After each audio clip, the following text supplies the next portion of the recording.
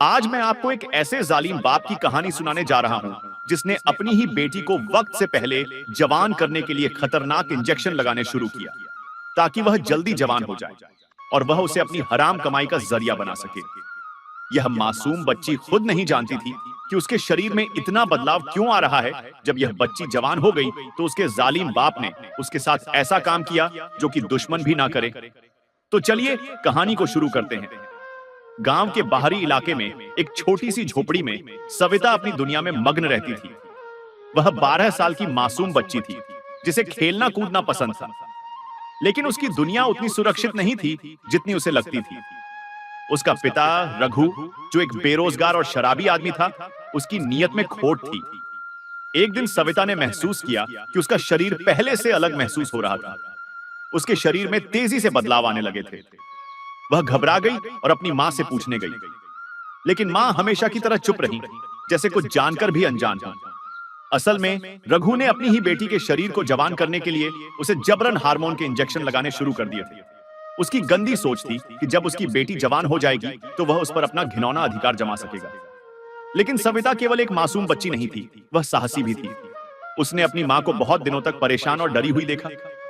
एक दिन उसने हिम्मत जुटाई और स्कूल में अपनी प्रिय अध्यापिका सीमा मैडम को अपनी परेशानी बताई। सीमा मैडम चौंक गईं और तुरंत इस मामले को बाल संरक्षण संगठन तक पहुंचाया। पुलिस की सहायता से जब डॉक्टरों ने सविता की जांच की तो यह स्पष्ट हो गया कि उसके शरीर में जबरन हार्मोन इंजेक्ट किए गए थे। यह सुनते ही पुलिस ने रघु को गिरफ्तार कर लिया।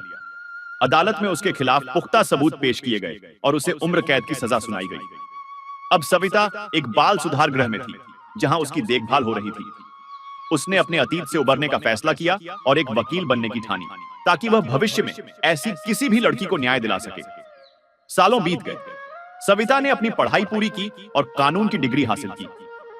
उसका सपना था कि वह उन बच्चों के लिए काम करे जो घरेलू शोषण और अत्याचार का शिकार होते हैं। एक दिन उसे एक केस मिला जिसमें एक बच्ची के साथ कुछ ऐसा ही हो रहा था जैसा उसके साथ हुआ था। यह मामला एक दूर दराज के गांव से था जहां एक व्यक्ति अपनी ही बेटी को प्रताड़ित कर रहा था।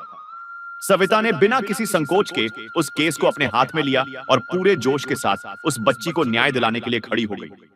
उसने पुलिस और सामाजिक संगठनों के साथ मिलकर सबूत इकट्ठा किए, बच्ची को सुरक्षित स्थान पर पहुंचाया और अदालत में मजबूती से केस लड़ा। आखिरकार उस निर्दयी पिता को कड़ी सजा मिली और बच्ची को एक सुरक्षित भविष्य मिला।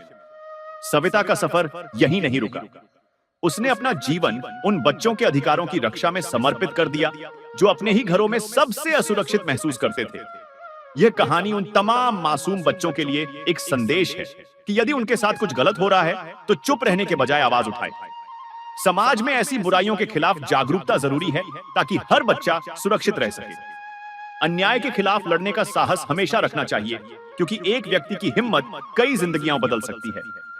अगर आपको यह कहानी पसंद आई और आप समाज में बदलाव लाने के लिए जागरूकता फैलाना चाहते हैं तो इस चैनल को सब्सक्राइब करें और इस वीडियो को ज्यादा से ज्यादा शेयर करें। चलिए मिलकर आवाज उठाते हैं और अन्याय के खिलाफ लड़ते हैं।